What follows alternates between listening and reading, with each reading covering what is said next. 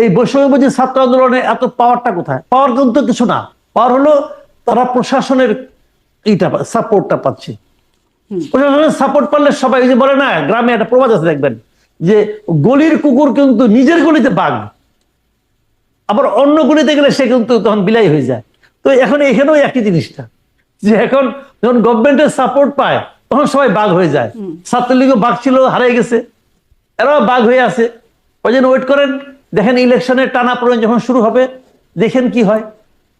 জি, মানে নির্বাচন পর্যন্ত দেখতে হবে। আপনি যে শুরুতে একটা কথা বলছেন, যেই লাউ সেই কদু, ছাত্ররাও কি সেই দিকে চলে যাচ্ছে কিনা, মানে সেই অবস্থান তো মনে হচ্ছে। একটা জায়গায় একটু প্রশ্ন করতে চাই, অভ্যুত্থানে যারা আসলে যে ক্রেডিট নিয়ে আমি কথা বলতে শুরু করলাম, যে কৃতিত্ব নিয়ে কারাকারি চলছে একটা, কিছুদিন আগে সাবেক মার্কিন কর্মকর্তা, স্টেট ডিপার্টমেন্টের কর্মকর্তা মাইক বেঞ্চ, তিনি বলছেন যে দেশে দেশে যে রেজিম পরিবর্তন হয় সেখানে যুক্তরাষ্ট্র কাজ করে, এবং বাংলাদেশেও সেই কাজ করেছে, বাংলাদেশের অভ্যন্তরীণ রাজনীতিতে হস্তক্ষেপ করেছে, মিডিয়া, সামাজিক যোগাযোগ মাধ্যম এবং বিরোধী দলের মুভমেন্টে ফান্ডিং করার মাধ্যমে তারা এই কাজগুলো করে, এটি মাইক বেঞ্চ বলছেন।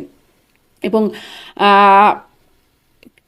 মানে পতিত সরকারের প্রধানমন্ত্রী শেখ হাসিনা তিনিও বলেছেন, বারবার বলেছেন যে তার পতনের জন্য যুক্তরাষ্ট্রকে তিনি দায়ী করেছেন। এমনকি ট্রাম্পের যে সংবাদ সম্মেলন হলো, মোদি ট্রাম্পের সংবাদ সম্মেলন, সেখানে ট্রাম্পের কাছে সরাসরি এই প্রশ্নটাই গেল, যে বলছে ইট ইজ এভিডেন্ট, নিশ্চিতভাবে সাংবাদিক প্রশ্ন করে মানে জিজ্ঞাসা করছেন যে এরকমটা যুক্তরাষ্ট্র করে, বাংলাদেশের রেজিম চেঞ্জের ব্যাপারে তার মতামত কি সেটা জানতে চাইলেন, বাংলাদেশের ব্যাপারে অবজারভেশন জানতে চাইলেন। আসলে কোনো যোগসূত্র কি আছে, মানে অভ্যুত্থানের এতদিন পরে কোনো যোগসূত্র কি দেখেন? দেখেন একটা কথা বলি আপনাকে, আমি যোগসূত্র অনেক থাকে, অনেক থাকে, কিন্তু মূল কারণটা কি? মূল কারণটা হলো দেশ জুড়ে সাধারণ মানুষের ক্ষোভ, হলো মূল কারণ। মূল কারণটা হলো শেখ হাসিনার দুঃশাসন।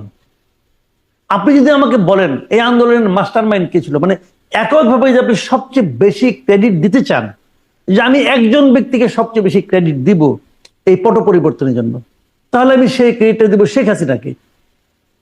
উনি সেই ব্যক্তি যার একক কিছু সিদ্ধান্তের কারণে এই পট পরিবর্তন সম্ভব হয়েছে, আর কেউ নাই। আর সবারই সমান দায়িত্ব ছিল, সবাই সমানভাবে রাখছে। এখন হয় কি, ওই দিন আমাকে বলতেছিল যে এই যে আন্দোলনের কর্মসূচিগুলি দেওয়া হয়েছে, সবগুলি কর্মসূচি দেখবেন আপনার ইংরেজি নাম, ঢাকা ব্লকেড, কমপ্লিট শাটডাউন, এবং এখনো দেখবেন তাদের মধ্যে ইংরেজি নামের প্রতি একটা প্রীতি কাজ করে কিন্তু। এবং তারা বলছিল যে ইংরেজি নামগুলি একটা বড় প্রভাব বিস্তার করছে। আবার আমি যদি উল্টো করে বলি, যদি এই আন্দোলনটা ব্যর্থ হতো, তখন একজন বলতো কি এই ইংরেজি নামকরণের কারণেই ব্যর্থ হয়েছে, মানুষ বুঝে নাই কি নাম দিছে, ব্লকেড ব্লকেড, পাবলিক কি ব্লকেড বুঝে নাকি, এই জন্য ব্যর্থ হইল। এখন এটা হলো কি, যে সাফল্যের কোনো যুক্তি লাগে না, যখন সফল হয়ে যায় তখন দেখবেন ছোটখাটো ঘটনা ওইটাও যুক্তি, ওইটাও একটা বিরাট যুক্তি কিন্তু, বুঝছেন না? এই আপনি ধর, আমি একটা ছোট একটা এক্সাম্পল দিয়ে বলি আপনাকে। দেখেন শ্রীকৃষ্ণ উনি ননি চুরি করেছিল, এখন ওইটাও কিন্তু একটা বিরাট ঘটনা, উনি ননি চুরি করেছে। আমি আপনি ননি চুরি করলে ভাই নাম হবে আমাদের, হবে, মায়ের খাবেন, চট থাপ্পড় খাবেন বাপ্পার কাছে, চুরি করলি কেন? কিন্তু যেহেতু কৃষ্ণ করেছে, অতএব ওইটা খুব একটা বিরাট ঘটনা, কিন্তু উনি ননি চুরি করেছে। তো এখন এখানেও ঘটনাগুলো এভাবে ঘটে, যে ঘটনা ঘটে গেছে। এখন এই ঘটনার ক্রেডিট, এই ঘটনার সাফল্যের কারণ কত রকম